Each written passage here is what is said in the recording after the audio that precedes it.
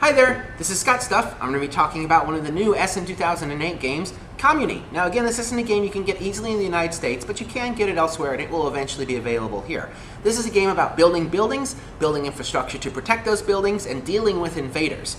It's a game where you get kicked around a lot. If you've played the game In the Year of the Dragon, where you get beat upon and beat upon and beat upon, that's how I felt this game was. And so why don't I show you how this game works together.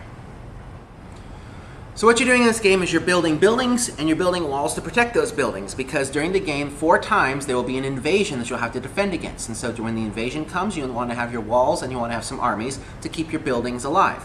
Buildings are in 4 types by color. There's these black ones and white ones and yellow ones and light brown ones, and then there are these red cards which are wild.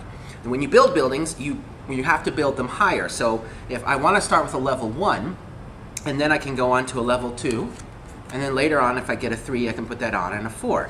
Now, let's say I just ended up, though, with the 1 and the 3. I could choose to put the 3 on top of the 1, that's fine, but it means it's going to be difficult for me to build 4 levels. I've learned that we learned the game incorrectly, that to build a level 1 building, you need a card that's 1 or higher. To build a level 2 building, you need a card that's 2 or higher. To build a level 3 building, a 3 or 4, and to build a level 4 building, you need a card that has a 4. Again, there are ways to get around that, but what it means is that if you use a number 3 card to build your first level, you could still use a number 2 card to build the second level. So each level is independent of what you use to build earlier levels.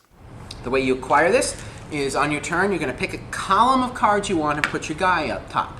And then if it goes all the way around and comes back to you, you can choose to then take those cards in the column. However, if someone else wants that column, they can put out a guy and they can make it more valuable by adding these little gold pieces. So you can put out a gold. That means I now have to move somewhere else by paying one of my resources or take my stuff back.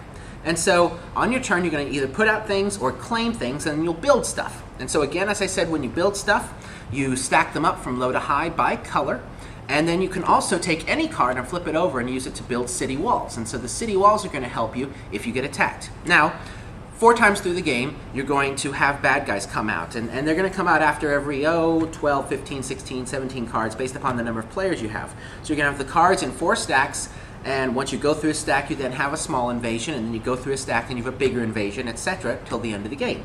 During the invasion, you're going to take your armies that you have and proportion them 2 ways: armies for the greater good and armies for yourself. And then you're going to show all the armies for the greater good go into the middle here, and that's armies everyone can use. And then armies for yourself go in front of you, and those are armies you can use.